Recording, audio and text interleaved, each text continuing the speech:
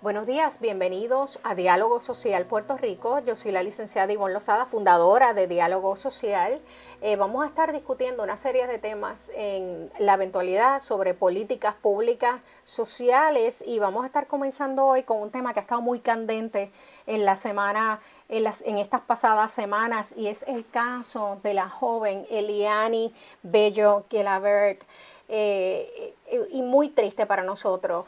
Durante el día de hoy me van a estar acompañando la doctora Vilmania Mambrú Tavares, que es la directora del programa de psicología de la Universidad Ana Geméndez Recinto de Cupey. Bienvenida y gracias por aceptar la invitación el día de hoy, Vilmania. Muchas gracias.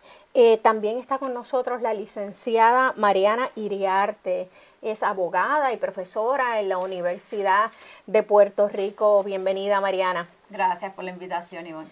Mira, durante estas semanas y más allá de ser un caso, el caso de Eliani, de abandono de una bebé, se ha convertido en un caso donde hay una discusión muy fuerte sobre desigualdad, pobreza, violencia de género y sobre cuál es la situación que viven las inmigrantes en Puerto Rico. Y el gobierno ha perdido, lo hemos visto, como un protagonista burocrático, un poco automático, fragmentado, con una visión muy punitiva y algo machista con relación a este caso, porque se está criminalizando a una joven madre soltera. Un poco al lado se ha dejado la discusión de cuáles son las responsabilidades del padre o de la familia sobre este bebé, y se ha centrado en la criminalización de esta joven. También un poco dejándonos llevar por lo que son aparentemente los hechos de este caso. Esto, según la versión oficial, que no necesariamente es la real, no, es esta joven madre que abandonó a su hija en la calle frente a la residencia de la familia paternal, pero me parece que eso no necesariamente responde a la realidad y que no se está, en ningún momento se está considerando lo que es la situación de la vida de esta joven que inmigra, que llega a Puerto Rico, que tiene que dejar a su país, que tiene que dejar a su familia, que está sin trabajo, que no necesariamente tiene una vivienda segura, que su estatus migratorio no se ha regularizado todavía, y sabrá Dios muchas otras situaciones, incluso de violencia doméstica, que han podido surgir. Y nos gustaría, porque sé que se ha hablado mucho en los medios, pero nos gustaría hacer un recuento de cuál es la situación real, cómo se dieron los hechos en este caso, y a la misma vez poder reflexionar de cuáles fueron las fallas. ¿Dónde comienzan las fallas? Primero en el aparato de seguridad, tanto en la policía de Puerto Rico como en justicia, pero también de las agencias de gobierno social que pudieron y que han intervenido antes de la alegada situación de abandono del bebé, antes, durante, y vamos a ver qué ocurre de aquí en adelante. Así que un poco, licenciada, con relación a los hechos, si podemos hacer un relato, confrontar la realidad, cuál es la versión oficial que hemos recibido de los medios, y en realidad qué es lo que pudo haber estado ocurriendo en el caso de Eliani.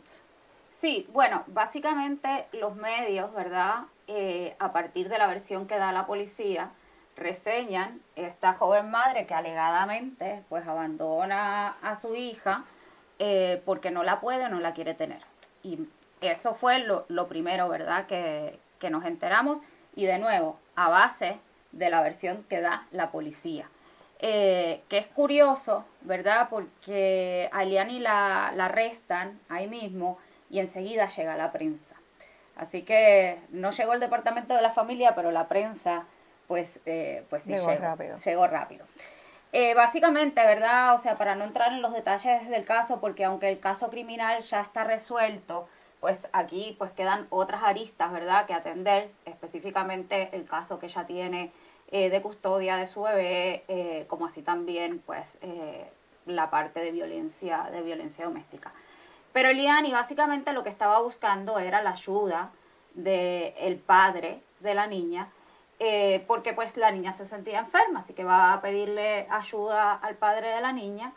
El padre de la niña saca a la niña de la casa, ella llega, ¿verdad? Se entran a la casa, saca la niña de la casa, ellos empiezan a discutir.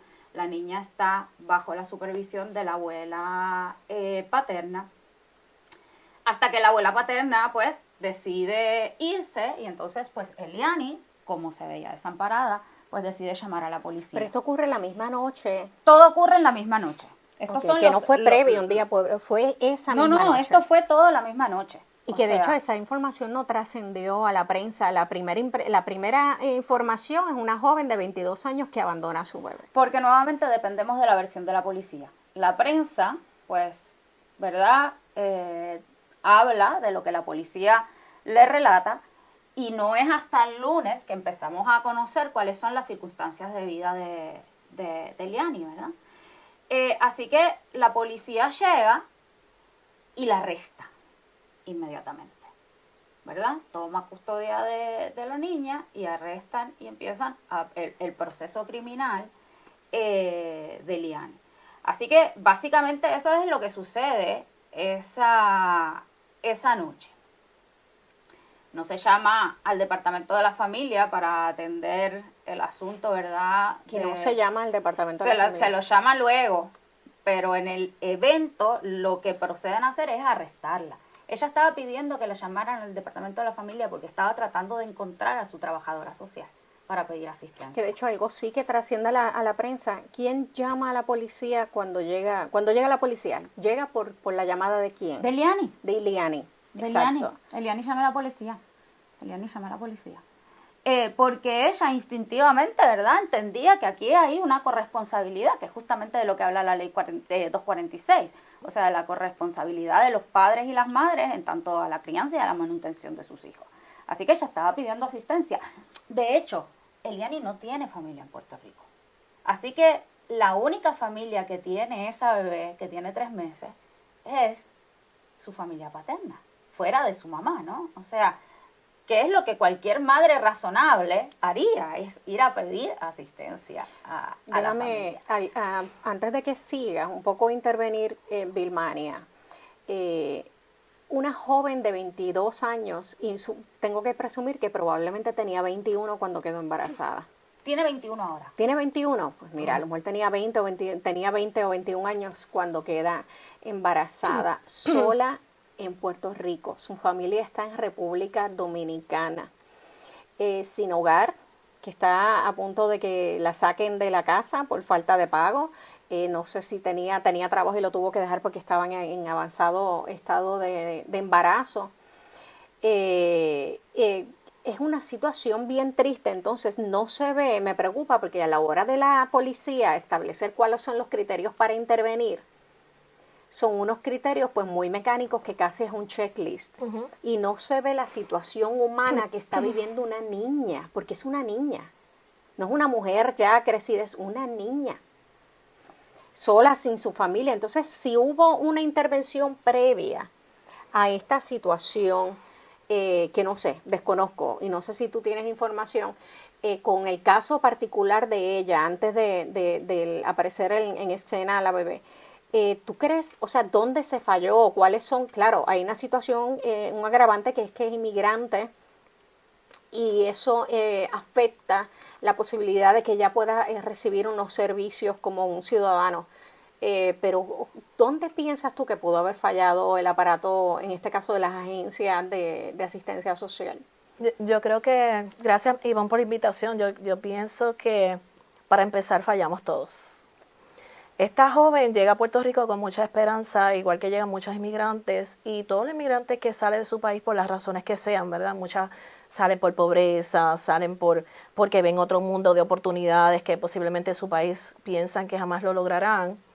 Cuando llegan a este país tan esperanzador que se llama, ¿verdad?, Puerto Rico, una isla rica en encanto, en amor y pasión y cariño por el que lo visita, pero con un estatus migratorio en el aire, pues está pasando por muchas situaciones, porque nos enfocamos en el hecho, pero solamente de entrar aquí buscando una esperanza de vida, a la misma vez que recibe esta emoción esperanzadora de tener una mejor situación para ella y su familia, porque el que migra tiene la carga y la responsabilidad de progresar para ayudar a su familia, también está pasando por un proceso de duelo. Un proceso de duelo sin familia, sin amor, y encuentra a este caballero que no sabemos si es antes o después, ¿verdad? Que se comprometen en esta relación y engendran esta menor, por las razones que sean, con cariño, amor, y que de repente te encuentras no solamente sin él, sin familia y al borde de la calle. Sí. Así que el estrés que ella debió de estar pasando, la situación emocional que ella debió de estar pasando, para mí fue bien preocupante. Así que si vamos a hablar de fallas, le fallamos todos. Ok, le fallamos todos y tenemos una tendencia también a evaluar cuál es la situación de Eliani a partir de que ella llega a Puerto Rico. No tenemos ni idea de lo que una persona puede estar sufriendo en su país natal que lo obligue a tener que huir de esa manera, dejando toda su familia atrás y atreverse a una edad tan temprana a irse sola, a aventurar a un país extraño sin tener familia acá. Y también que la experiencia de emigrar de tu país, de salir, esa experiencia nada más debe ser terrible para muchas mujeres. Y eso lo habíamos hablado, de hecho, con Romelinda Grullón el pasado, entre noviembre y diciembre, que trabajamos con los 16 días de activismo contra la violencia de género y pudimos conversar un poco de cuál es la experiencia que viven muchas mujeres inmigrantes que llegan a Puerto Rico. Es una experiencia terrible, ¿no? El antes, el durante y el después. Por todo lo la desesperación, Ivonne, que ella debió de sentir para tener que recurrir a rogar por un cuidado de su hija para poder trabajar. Entonces, cuando yo digo le fallamos todo, ¿dónde está la familia de esa menor? Ella no fue a una casa de un extraño, fue a casa de la abuela. Entonces, ¿dónde está ese deber, verdad, que tenemos? No solamente hablamos del padre, pero ¿dónde está el deber de las personas que la vieron sufrir sola? ¿Dónde está? Entonces, esto no se trata muchas veces de señalar porque es inmigrante o no, porque es mujer o no, porque empezaron todo el mundo a hablar de la forma que viste, porque se ve así. O sea, ¿dónde está el... Criminalizar la pobreza. Sí, criminalizar la pobreza y criminalizar de dónde vienes o dónde no vienes. Aquí no solamente emigran dominicanos. Mientras tanto, nadie cuestiona a la familia paterna. No. Entonces, ciertamente esa menor, aunque no querían, ¿verdad?, ayudar a la madre, pero sí tenían el deber de ayudarla a ella. Sí. Porque la abuela se fue. Esos son los cuestionamientos que nos tenemos que hacer, por supuesto, en adición a las agencias también. De las agencias, está el aparato de seguridad, pero previo, ¿hasta dónde puede llegar el Estado ahora mismo? O sea, hay algunas leyes que protegen la fragilidad de los inmigrantes que viven, que no han regularizado su estatus. ¿Hasta dónde puede llegar el Estado para intervenir? ¿Qué es lo que puede hacer? Bueno, básicamente lo que reseñaba anteriormente, o sea, acá hay una pieza de legislación que protege a la menor, ¿verdad? Si el interés del Estado al intervenir con Eliani era proteger a la niña porque aparentemente estaba desprotegida. Y la ley 46, así como la ley 54, pues tiene dos vías, ¿verdad? Una vía que es civil, que provee para darle muchísimos servicios a través de la parte civil, y otra vía que es una vía criminal que tipifica como delito pues diferentes conductas. A Eliani lo que se le imputó fue un delito de negligencia, fíjense, o sea, porque el Estado ni siquiera pudo, ¿verdad?, ver ahí una configuración de un delito de abandono de menores ni de maltrato, o sea, la niña está en perfectas condiciones. Así que lo que se inició, ¿verdad?, o a lo que se recurrió fue a la criminalización como primer recurso antes de activar otros mecanismos que la ley 246 proveía. Y si me preguntas, pienso que esto tiene que ver con machismo, ¿verdad? O sea, cómo la mirada patriarcal de esa policía entiende a las mujeres madres. ¿Qué es lo que debían hacer? Ella pues debía haber estado ahí protegiendo a su niña y no pidiendo ayuda. Así que es una mala madre, no vamos a activar ningún otro mecanismo, la vamos a criminalizar. Pero responde a los estereotipos de género, ¿verdad? ¿A qué se espera de nosotras las mujeres en relación a nuestros hijos, nuestras hijas y nuestros hijos. Pues, tienes razón, porque es que toda la responsabilidad sobre el cuidado sobre el bebé recae sobre Eliani. Muy poco se ha escuchado sobre cuál es la responsabilidad de la familia paterna y si el Estado puede llevar una acción en contra de la familia paterna por por abandono y por negligencia, ¿no?, en el cuidado de este menor. ¿Se ha hecho algo con relación, se ha mencionado algo con relación a la familia paterna? No, hasta ahora no. Sabemos que, ¿verdad?, participa del procedimiento. Pero que hay medidas con las que pueda intervenir. Por supuesto, si la policía hubiese hecho esta primera intervención con perspectiva de género, ¿verdad?, se hubiese dado cuenta inmediatamente que quien era víctima aquí de delito era Eliani.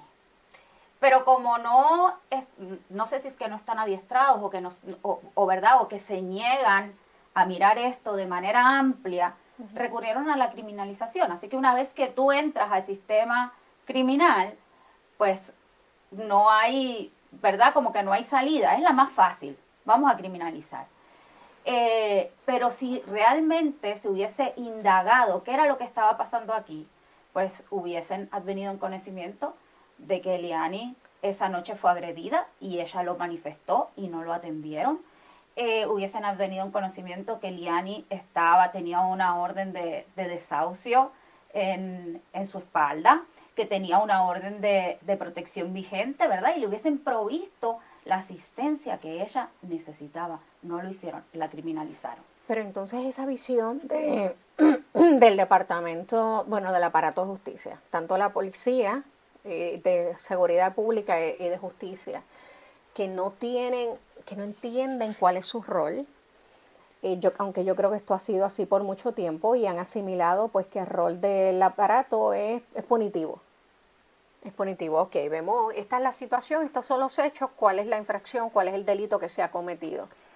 Y no hay una visión humana de entender en el contexto a la víctima, que la víctima, y cuando digo la víctima no digo tan solo el bebé, Eliani, y sabrá Dios hay otras víctimas que desconocemos, no sé. Pero si nos damos cuenta, el aparato de justicia, en este caso ya cuando está el Departamento de Justicia, se tarda mucho en reaccionar. No lo hace de manera inmediata y requiere demasiada presión pública para que ellos puedan actuar. Incluso la presión que la siente más el gobernador, porque esa es la figura política, los jefes de agencia no tienen esa presión pública como lo tienen los políticos. Y es quien reacciona de alguna manera, que ha sido algo criticado, porque entonces es el gobernador el que dice un poco, esto hay que archivarlo. Pero daría la impresión de que el Departamento de Justicia no tiene la capacidad propia, el criterio propio de decir, oye, ¿qué estamos haciendo? Dar un paso atrás y reflexionar por ellos mismos, ¿no? Tienen que hacerlo ante la enorme presión de la sociedad civil, de organizaciones que protegen los derechos de los inmigrantes, que protegen los derechos de la niñez y que protegen a los derechos de las mujeres. Así que un poco el rol del sector privado, ¿no?, de la sociedad civil y estas organizaciones que brindan apoyo a comunidades marginadas y a sectores vulnerables, ha sido muy importante. Si no hubiesen estado ellos, estaría todavía Eliani arrestada, esperando a su juicio por la excesiva, que es absurdo también. O sea, ¿cómo le impones la niña llamó a la policía ella misma? ¿Cuál es el riesgo de que ella no vaya a comparecer a la vista? Y sabiendo que Eliani había comparecido a todas sus citaciones judiciales, porque ella tenía la orden de protección, había ido a la vista de desahucio, ¿verdad? O sea, nunca había faltado a una comparecencia. Yo creo que cuando hablamos un poco de fallas, pues partimos de la premisa de que el sistema funciona y que hubo fallas en este caso. Y si hay algo que nos deja ver el caso de Eliani, ¿verdad?, para las miles de Elianis que tenemos fuera, es que el sistema no funciona. O sea, aquí no se trata de poner parchos. O sea, cuando miramos el sistema, a mí no me gusta de nuevo llamarlo de justicia, me parece que es también un sistema de criminalización. Vemos que hay sectores bien específicos a los que se criminaliza, ¿verdad? Así que en lugar de utilizar esos recursos para reforzar un aparato punitivo, pues yo utilizaría esos recursos en términos de reforzar las comunidades, reforzar la educación, reforzar la consecución de una vida digna para todos, todas y todes, ¿no? Porque cuando las personas entran al sistema criminal, pues es porque el Estado ya las ha abandonado mucho antes. Los abandonó posiblemente el Departamento de la Familia cuando no atendió y no dio servicios a una familia que lo necesitaba, la escuela cuando no atendió a un niño o una niña con problemas de aprendizaje, ¿verdad? O cuando no se denunció un abuso, las abandonó el sistema de, ¿verdad? De tribunales cuando fueron a pedir una orden de protección y no la consiguieron, o cuando había un problema de adicción y en lugar de tratarlo desde la perspectiva salubrista, lo atendieron desde la perspectiva criminal. Así que cuando uno llega, pues llega con el asunto de la pobreza, la racialización, las mujeres, ¿verdad? Las personas de orientaciones sexuales diversas, o sea, cuando miramos las poblaciones de las cárceles, pues vemos, ¿verdad? Sectores específicos y siempre son los mismos, los más vulnerables. Así que pienso que hay que partir de la premisa de que el sistema no funciona y que tenemos que empezar a repensar cómo le aseguramos a todos, todas y todes una vida digna y de justicia. Vilmania, sé que hay un poco que revisar todo ese marco legal con una visión punitiva que hay que repensarlo nuevamente. Me preocupa también la fatiga en los funcionarios que tienen que manejar tanto en el aparato de seguridad y justicia como en los de asistencia social, que están día a día manejando casos muy sensibles que tocan la fibra humana. Es como el caso de los fiscales, o sea, es bien fuerte, ¿no? De los técnicos forenses, los jueces, los mismos abogados. Llega un momento en que esta fatiga pudiera interpretarse un poco como insensibilidad, que llega un momento en que el ser humano se insensibiliza porque es una forma como un mecanismo de protección, porque si no, no puedo funcionar. Yo estoy viendo crímenes todos los días, violencia todo el tiempo, niños abandonados, pero yo lo interpreto más como un tipo de fatiga, o sea, ¿cómo atendemos esta situación de la fatiga profesional y los funcionarios? ¿Existe tal cosa? En realidad hay un grado de insensibilidad. Bueno, la literatura que está trabajando ahora con los profesionales de ayuda lo ve como el efecto secundario de esos casos. Se llama, ¿verdad?, la revictimización vicaria también que ellos reciben. Y el problema es que los ven, la agencia los ven. Cuando ellos están trabajando los casos, mira, que de una forma que tú sabes que ellos pueden dar más, o sencillamente se ven, como tú dices, bien afectados, pero no tienen la oportunidad ni siquiera de recibir ayuda. Recuerda que los profesionales que trabajan esos tipos de casos no pueden decir que se sienten mal, no pueden decir me siento triste, este caso me está afectando, este caso me lo estoy llevando, se parece a mi hija, se parece al de mi hermana, se parece cuando vi la niña allí, me imaginé que era no pueden. La policía, por ejemplo, para poner un ejemplo, no puede decir que están depresivos. ¿Qué pasa? Y afectados. Y cada cual con sus propios problemas. O sea, la vida de los policías es terrible también y que son víctimas y a su vez muchos se convierten en agresores. Claro. Y yo pienso que lamentablemente estamos atendiendo los casos cuando las víctimas reciben la segunda, ¿cómo se llaman? The second rape, dice la literatura. Fueron abusadas una vez y son abusadas la segunda y tercera y cuarta vez, y ahí es que la víctima recibe ayuda para hacer ¿qué? Reparar daños. Es muy triste. Cuando tú vienes a reparar daños a una víctima ya viene tan destruida y con tanta desconfianza en el sistema y con tanta pesar sobre lo que sigue, que en realidad ¿cuánto tiempo nos va a tomar? ¿Cuánto va a gastar el Estado ahora en reparar lo que hizo? En los profesionales que intervienen, como tú bien dices, y en las víctimas que están recibiendo su segunda violación si fueron violadas, su segundo maltrato si fueron maltratadas. ¿Y cómo yo voy a reparar la historia de esa menor que queda grabada en el periódico, que va a quedar cuando vaya a la escuela? Tu mamá salió aquí, la tenemos. ¿Y por qué responsabilizar a una sola persona si existe un andamiaje de gente detrás? Así que la reparación de daño, que suena muy bonito y la literatura está hablando mucho de eso, es lamentable para todo el mundo. Estamos corriendo con un sistema probablemente que no sirve hace mucho, que hay que repensarlo, que los recursos a veces se pierden, los recursos económicos en términos de las asignaciones presupuestarias que tienen cada una de estas agencias, que yo desconozco. No sabemos a ciencia cierta en dónde se van los recursos para atender las situaciones que tienen asignada cada una de estas agencias, pero sí me preocupa quizás la falta de apertura que hay para reestructurarse y pensar, vamos a volver a hacer, ¿cuál es la finalidad, por ejemplo, del Departamento de la Familia? ¿Cuál es nuestro rol aquí? Y cómo se están distribuyendo los recursos que tenemos para cumplir con las responsabilidades que se tienen, igual en el aparato en la policía y en el Departamento de la Justicia, pero un poco más definido de los errores que ustedes entienden que se han podido cometer y qué propuestas, qué cambios ustedes le estarían recomendando a los sectores, tanto social como de seguridad y justicia, para evitar que esto ocurra. También el rol más adelante, lo importante, el rol del tercer sector, en un momento donde muchos dependen de fondos públicos y de donaciones. Estamos pasando por una situación bien difícil. Hay organizaciones del tercer sector que brindan servicios especializados que no los brinda el gobierno y que el gobierno depende de eso.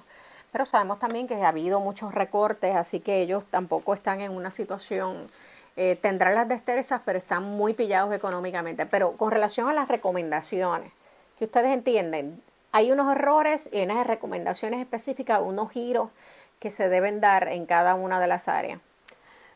Por mi parte, yo pienso que si algo debe servir este caso, nos debe servir a todos nosotros para reevaluar, ¿verdad? Y especialmente las agencias, reevaluar sus equipos de trabajo, reevaluar las personas que están trabajando estos casos, reevaluar los procesos de educación y reeducación que tienen esos empleados, mirar ese turnover de empleados, qué es lo que está pasando, por qué se van, por qué se quedan, por qué son profesionales que están cansados muchas veces y van trabajando unos casos que son sobresalen lo que ellos pueden hacer. Un trabajador social se ha dicho por mucho tiempo que no puede tener 40 casos. Un psicólogo en una agencia también se ha dicho no puede tener 60 casos asignados. Un policía no puede tener 1000 casos para él solo resolver. Un fiscal, un abogado, un juez, ¿dónde están los procesos de humanización que deben tener las personas que trabajan los casos? Yo creo que a lo mejor el Eliani, como empezamos al principio, son muchos los casos de Eliani, pero a lo mejor esta es una llamada para de todos mirar lo que estamos haciendo y además que, por ejemplo, agencias como de datos estadísticos del gobierno y la agencia del gobierno que tiene que ver con esos funcionarios entiendan que las estadísticas son importantes para seguir haciendo lo que hacemos. ¿Cómo sabemos cuántos casos más como ella hay? ¿Cómo sabemos cuántos casos de violencia doméstica exactamente al día de hoy están ocurriendo? ¿Cómo sabemos cuáles son los servicios que funcionan? No estamos evaluando nada. Ya todos los servicios... ¿Hay estadísticas con relación a la población inmigrante en Puerto Rico? Mira, si tú me dices cuáles estadísticas están exactas todos los días, tenemos que mirar los periódicos de esta semana que hablan de los casos de violencia doméstica. ¿Cómo sabemos las estadísticas? Es lo que conocemos. Entonces, eso es lo poco que conocemos. Estamos nadando en el mismo lugar cuando nos negamos a mirar lo que nos falta. Y toda la literatura ya desde hace muchos años se está trabajando basada en la evidencia, cómo podemos poner en práctica modelos evidenciados para mujeres, modelos evidenciados para menores abusados, modelos evidenciados para que la policía trabaje con tal tipo de delitos. Si no creemos en lo que nos sirve, que son los datos estadísticos, si no nos ponemos al día en literatura, si no entendemos que el cansancio emocional de los trabajadores de primera línea es real, y terminamos finalmente de apagar fuego, porque es lo que hemos hecho. El caso de esta joven, como el de otra, nos sirve para reevaluarnos de que no todos los casos se trabajan iguales. Y que, ¿verdad? Hay que mirar todo el contexto del caso, no es enfocarnos en nuestra primera impresión. Y que además, la mujer no estaba sola, no tuvo ese hijo sola. ¿Dónde estaban las otras familias? ¿Dónde estaban las otras personas que podían intervenir en estos casos? Y ha sido muy duro. Señalar es fácil. Sí. ¿Y ahora cómo resolvemos esto? Y estamos hablando mucho de la responsabilidad del Estado en un caso donde el CBP tiene una familia. Por que eso, no quiere, que no quiere es todo, es todo. Por ahí empezamos, que le fallamos todos. Sí, Las sí. recomendaciones es que miremos, ¿verdad? Las agencias que trabajan en esto, Mariana, no sí. solamente públicas, sino también privadas. Sí. Mirar cómo esto nos sirve para reenfocar nuestro trabajo, mirar ese modelo ecológico, que un menor no se beneficia de una sola cosa, es de un conjunto de cosas para ser un individuo efectivo y afectivo en el futuro. Mariana, con relación al aparato de seguridad de Sí, justicia. nuevamente,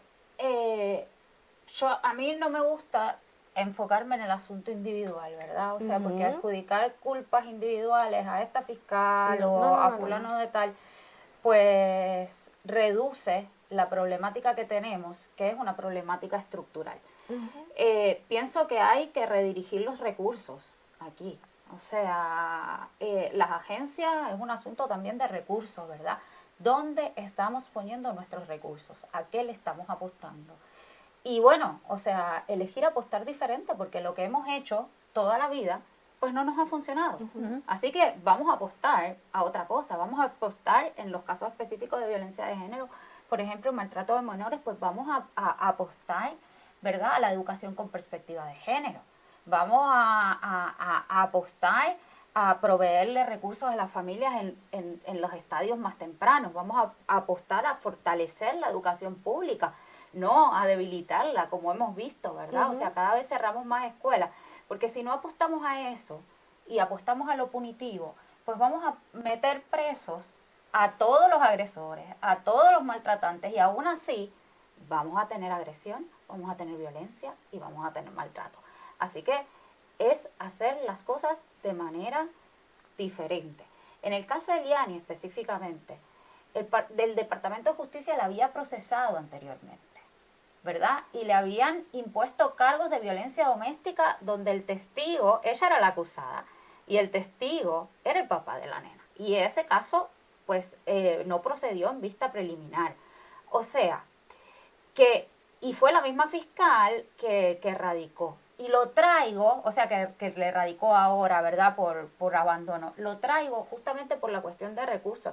Los fiscales tienen tantos y tantos casos que a veces es hasta imposible recordar qué fue lo que había pasado. Posiblemente, si tuviésemos más recursos, pues esa fiscal pudiese haber dado una mirada mucho más amplia, ¿no?, a este caso, y hubiese advertido quizá que los elementos de maltrato fueran en contra de ella, porque uno de los mecanismos que utilizan los agresores es utilizar los tribunales, sobre todo con personas con situación inmigratoria irregular, para seguir maltratando y para seguir perpetuando el control. No en vano ahora el padre, ¿verdad?, en TV dice: démenla a la niña, porque la niña en el único lugar que puede estar bien es con su familia. La misma persona que se montó en un carro y se fue y la dejó ahí, junto con la abuela paterna.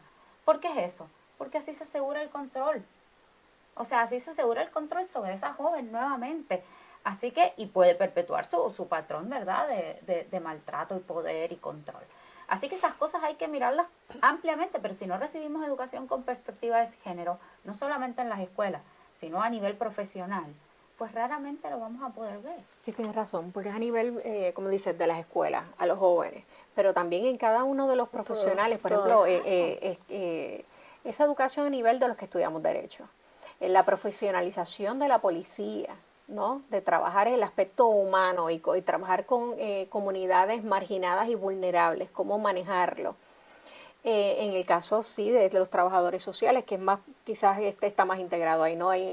Pero hay muchos técnicos personales alrededor de todo el aparato que tienen que intervenir en situaciones como esta, donde quizás no necesariamente pues se ha integrado un currículo con perspectiva de género, un currículo para trabajar comunidades vulnerables, que pueda darle una perspectiva más amplia, más allá de, no es enseñarte un código y cómo aplicar y dónde, mira aquí, identificar el delito, no es eso, no es la aplicación de la ley. Incluso los trabajadores sociales, porque uno encuentra trabajadores sociales y trabajadores sociales. O sea, eso hay que decirlo también, ¿verdad?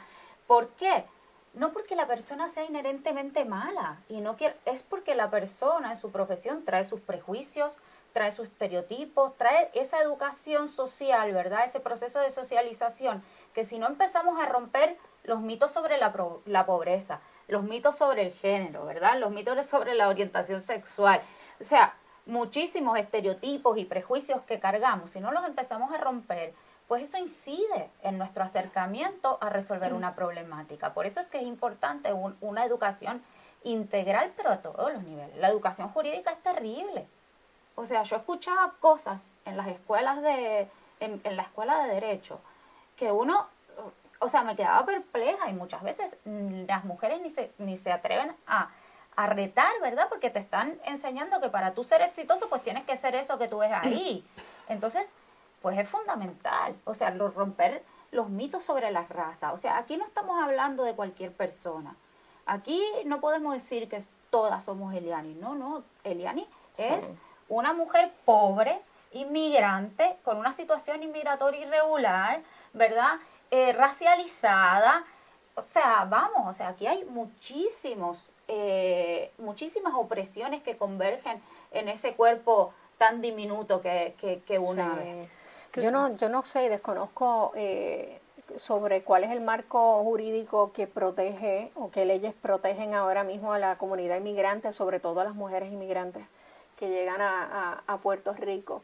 Sí sé que, porque lo he escuchado, como que se han dado propuestas en el pasado de tener un procurador del inmigrante, pero un poco se ha quedado en papel. Y eso lo he escuchado en alguna que otra campaña política que no puedo recordar, que me parece muy prudente, porque tiene más sentido. Ahora mismo tenemos lo que llaman un ombudsman, que es un procurador del ciudadano, que yo no sé qué es lo que hace un ombudsman. Y nunca he escuchado yo algún caso donde el ombudsman haya tenido que intervenir porque ha habido una violación de los derechos ciudadanos. Ni idea. Entonces ahí tú ves y dices, pues ahí como un poco quizás hay unos recursos que pudieran estar utilizándose en unas áreas como por ejemplo un procurador del inmigrante, que quizás tendría mucho más sentido.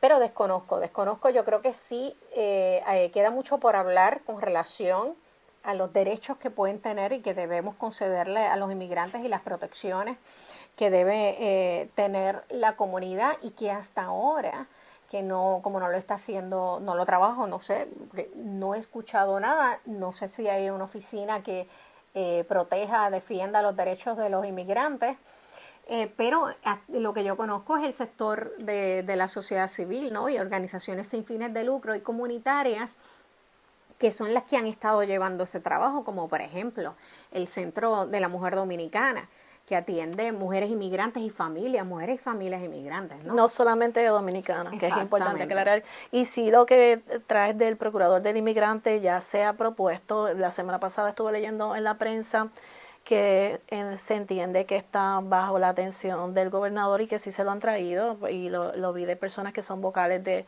la comunidad dominicana, y así que se espera, ¿verdad?, que en algún momento dado se puedan leer.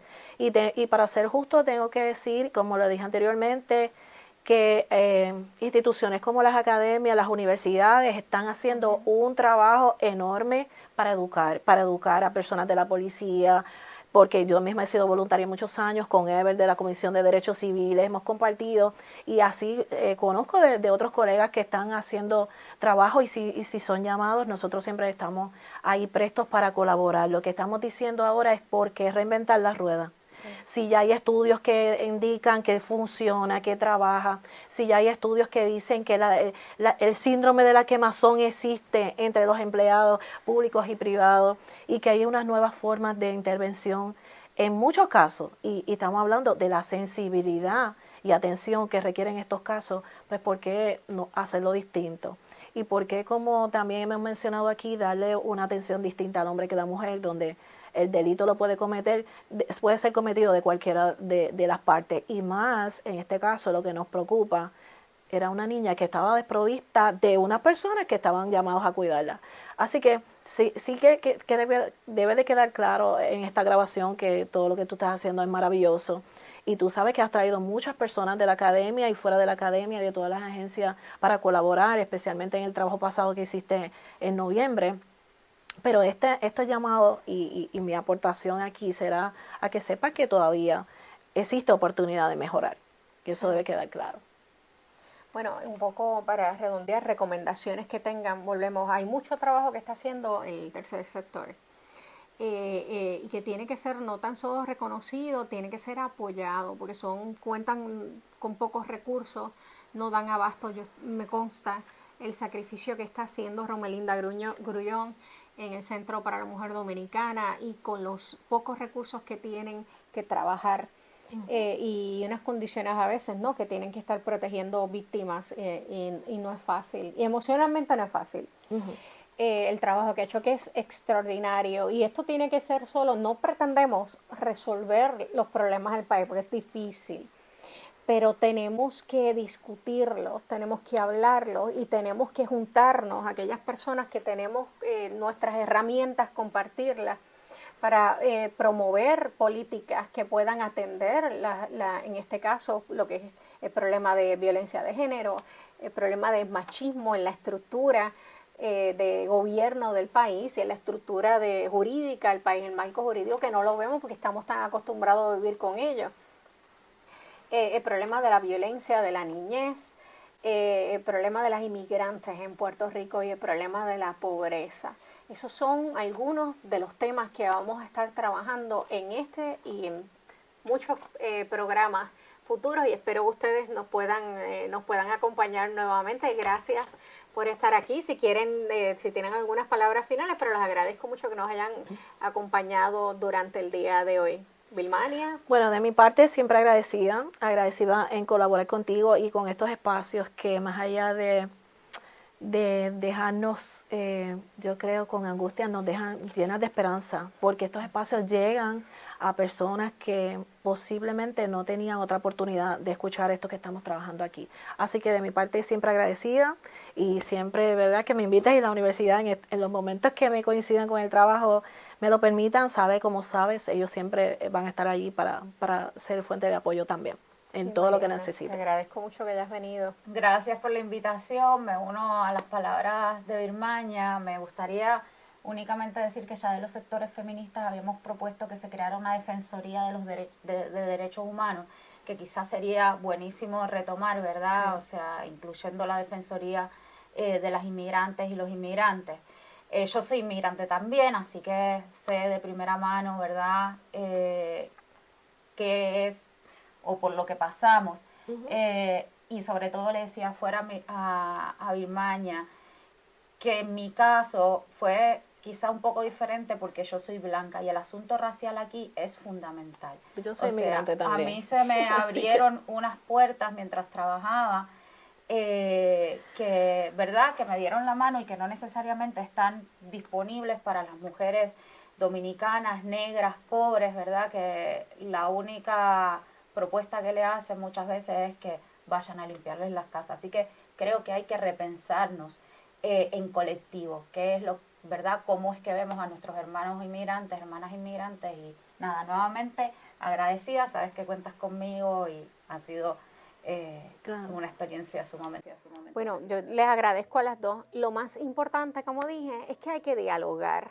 O sea, tenemos que dialogar la academia con el gobierno, con los diversos sectores privados, públicos, y con la comunidad en particular, y con los nuestros, con los amigos y la gente que tenemos alrededor. Así que acompáñenos en el próximo diálogo social. Nos vemos.